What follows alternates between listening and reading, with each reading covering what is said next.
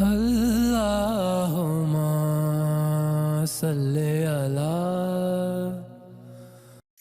حضرت ابو ہریرہ رضی اللہ تعالی عنہ سے روایت ہے کہ رسول اللہ صلی اللہ علیہ وآلہ وسلم نے ارشاد فرمایا کہ تم میں سے کوئی شخص جب اپنے اسلام کو عمدہ بنا لے، یعنی نفاق اور ریا سے پاک کر لے، تو ہر نیک کام جو وہ کرتا ہے اس کے عوض 10 سے لے کر 700 گنا تک نیکیاں لکھی جاتی ہیں، اور ہر برا کام جو کرتا ہے تو وہ اتنا ہی لکھا جاتا ہے جتنا کہ اس نے کیا ہے۔